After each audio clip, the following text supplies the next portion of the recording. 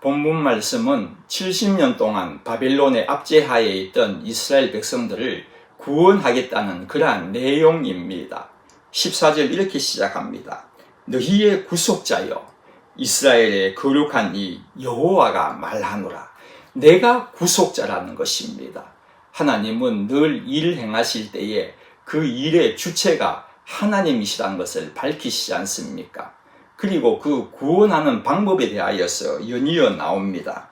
너희를 위하여 내가 바벨론에 사람을 보내어 모든 갈대아 사람에게 자기들이 연락하던 배를 타고 도망하여 내려가게 하리라.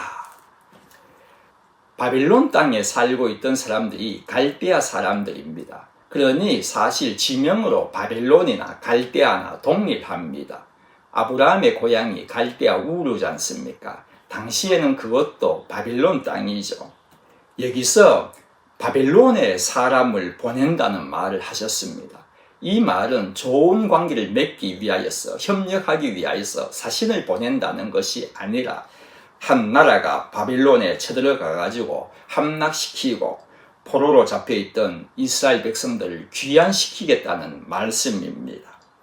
역사적으로는 북쪽 나라의 왕 고레스가 바벨론을 함락시키지 않습니까?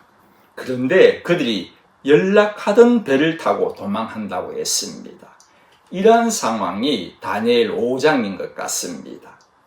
바벨론의 마지막 왕이었던 벨살살이 귀족 1000명을 모았습니다. 술잔치를 벌리지 않습니까? 그때 무엇을 가지고 그렇게 술을 따릅니까? 하나님 성전에 있던 그 기물을 가지고 와가지고 거기에다가 술을 넣고 마시고 난리였습니다. 그것으로 끝난 것이 아닙니다. 금, 은, 구리, 쇠, 나무, 돌로 만든 신을 찬양했다고 그렇게 합니다. 모든 신들을 찬양했다는 것입니다.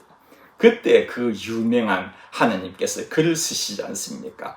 메네 메네 데겔 우바르신, 너의 시대는 오늘로 끝이라는 것입니다. 저희들로서는 정말 속이 시원하지 않습니까?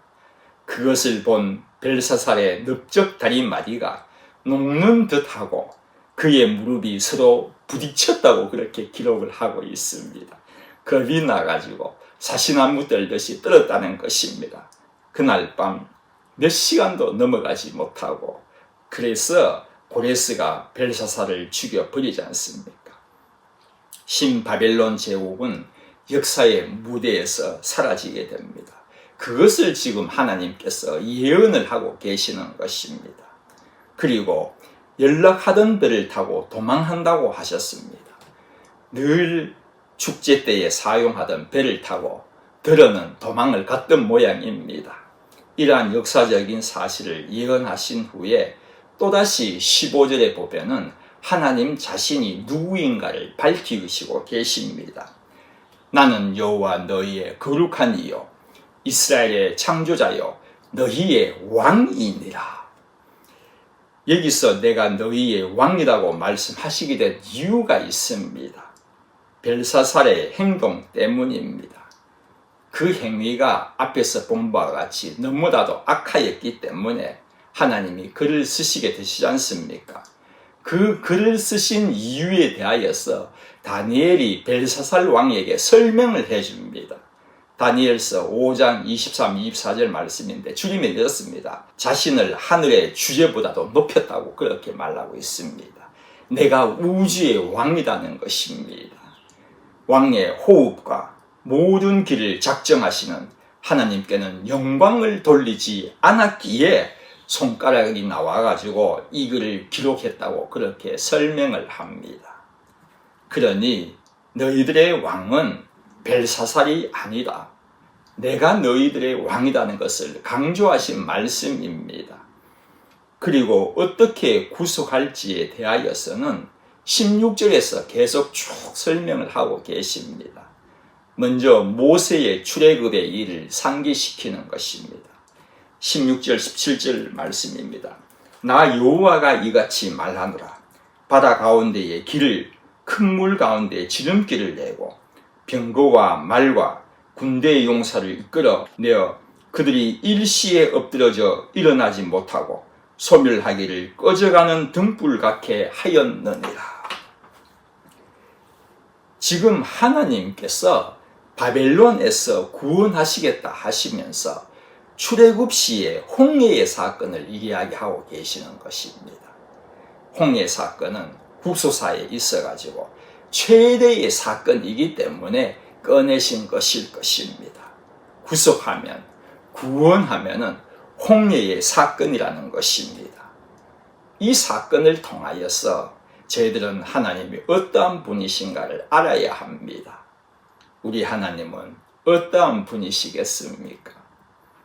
우리를 위하여서라면 바다를 마른 땅으로 만드시는 분이시고, 반대로 악의 대적에게는 그 마른 땅을 다시 덮어서 물로 덮어버릴 수 있으신 하나님이시다는 것입니다. 무슨 뜻입니까?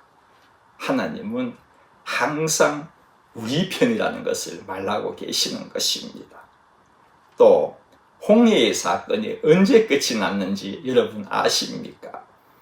출애굽기 14장 24절에 보면은 새벽에 여호와께서 불과 구름 기둥 가운데 애굽 군대를 보시고 애굽 군대를 어지럽게 하셨다고 기록하고 있습니다. 27절에는 모세가 곧 손을 바다 위로 내밀매 새벽이 되어 바다의 힘이 회복된지라 이렇게 기록하고 있습니다. 애굽의 손에서 구원하신 이 놀라운 사건이 바로 새벽에 끝이 났다는 것입니다. 새벽에 이루어진 것입니다.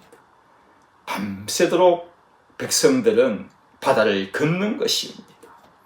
때로는 기쁨으로 춤추면서 건너는 사람들도 있었겠지만은, 그러나 때로는 더 많은 사람들이 얼마나 많이 기도하는 시간이었겠습니까? 양쪽에는 물벽이 되어 있는 그 상황은 죽음 바로 앞의 상황 아니겠습니까? 잘못되어 물이 덮쳐보십시오. 만사 끝입니다. 신나게 춤추며 그런 사람들도 있었을지 모르지만은 어떻게 생각하면은 얼마나 기도를 하면서 그렇겠습니까? 그 건너는 그 시간이 기도의 시간이었다는 것입니다. 하나님, 우리가 다 건널 때까지 이 물벽이 무슨 힘이 있겠습니까? 이 물벽을 잡아주십시오. 지켜주십시오. 힘없는 이 물벽을 꼭 잡아주셔야 합니다. 죽음이 보이는 바로 그 앞에서 얼마나 기도하면서 믿음으로 건너가고 있었겠습니까? 어떻게 생각하면은 이스라엘 백성에게는요, 이보다도 기도하며 믿음이 강한 때는 없었을 것입니다. 그렇습니다.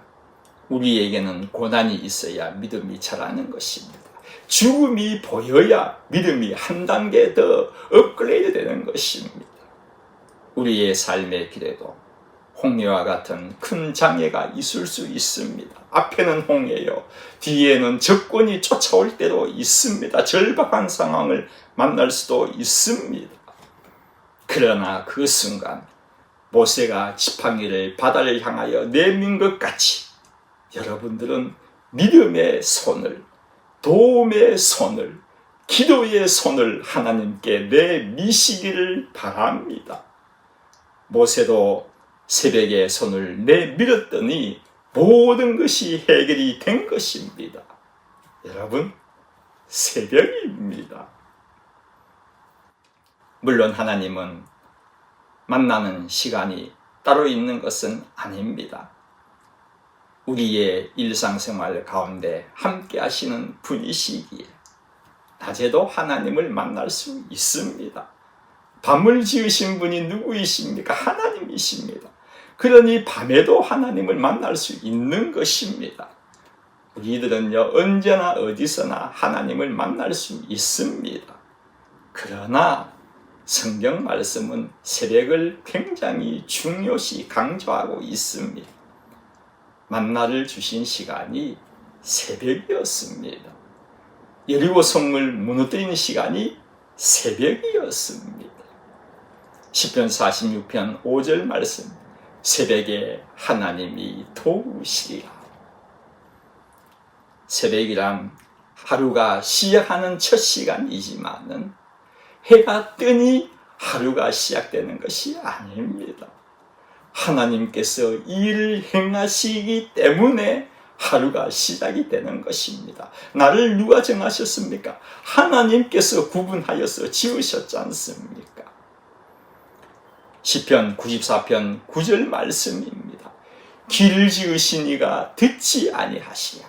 눈을 만드신 이가 보지 아니하시랴.